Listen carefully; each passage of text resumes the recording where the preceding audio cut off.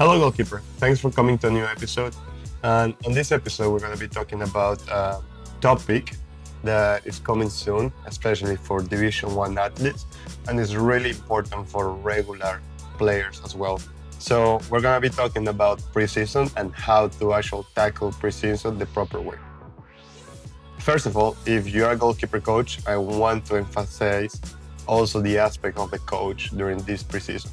So basically, the preseason will be mostly the part where you actually get to work the most with goalkeepers or even with players. Because during the season, of course, you need to be a little bit more mindful about, oh, I'm going to train, then we have a game, then we need to train, then we have another game, and stuff like that.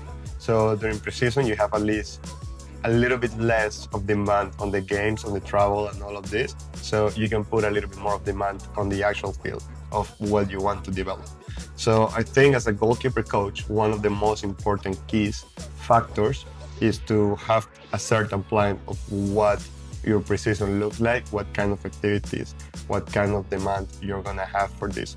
So definitely, especially for college and university coaches, having the preseason will also allow you to see new players. So most likely in the university environment, one goalkeeper might come every year.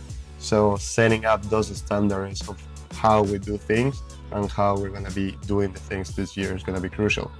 Something to be really mindful, and I do recommend this to every goalkeeper coach, is to be vulnerable. And what does I mean with this is get with your goalkeepers, acknowledge what things went well last year, what things needs to improve, what things went bad, or what other recommendations do they have. Probably they went during the summer and they saw this goalkeeper coach doing or whatever, and they want to start implementing it. So I think as a goalkeeper coach, you really need to be mindful about this, because at the end, you're not the one that have all the answers, and forget about that. Probably you get to see the game from a different standpoint. You probably do a little bit more of research and stuff like that, but that doesn't tell you that you are the fully authority of like, oh, things are my way, and that's it. So be open to have this conversation with players, right? Just ask them like, hey, what do you think you need to improve this season? What are your goals for this season? And how do you think the warm-up last season went? I had a goalkeeper, she sent me kind of a warm-up. She was like, oh, I kind of enjoyed this a lot. I think we should start implementing more.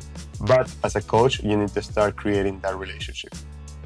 With that being said, also, only because it has the denomination preseason, that doesn't mean that every single day we're going to be diving 3,000 times and then making all these sprints and all of this. You need to be really mindful about the demand of the goalkeeper as well. You need to understand how their summer has gone, and also the demands that they're going to be doing, not only as good soccer practice, but also the demand that is going to happen during workouts, the demand that is going to happen to people who are coming to the town and they need to be adjusted to the weather. So make sure you ask questions and you rate your players. Now, from the player standpoint, preseason personally should have a start whenever the season actually ended. So what do I mean with this? Don't expect to come on preseason and be like, oh, I'm just gonna get fit during that. And this is a funny story about me, and then we will go through how to actually tackle preseason. So I remember back in college, preseason for me was a lot of running.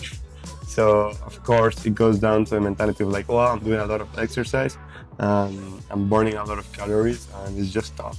So it was kind of summer during that time, and I remember going most of the nights to actually Sonic and get like this huge milkshake because I was overcompensating with all the exercise. In order for you to be ready for preseason, you need to be really careful about all your habits, especially with the nutrition, and that's something that we're gonna dwell a little bit more later.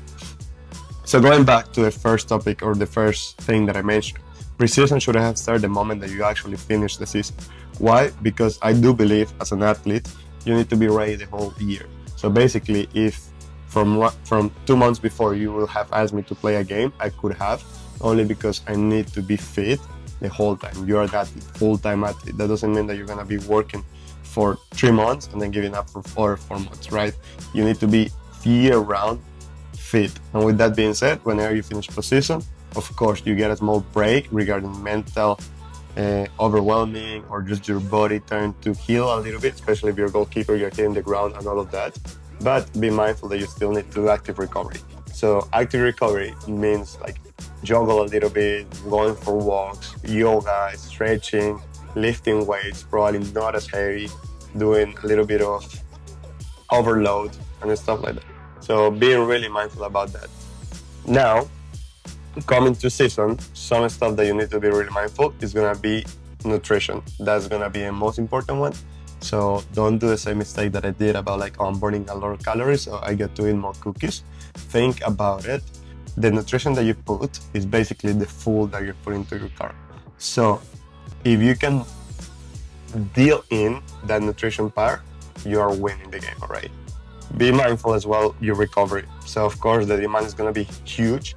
Make sure you warm up properly and make sure you stretch properly at the end. I know this is one of the most overlooked things, but stretching is going to help you a lot.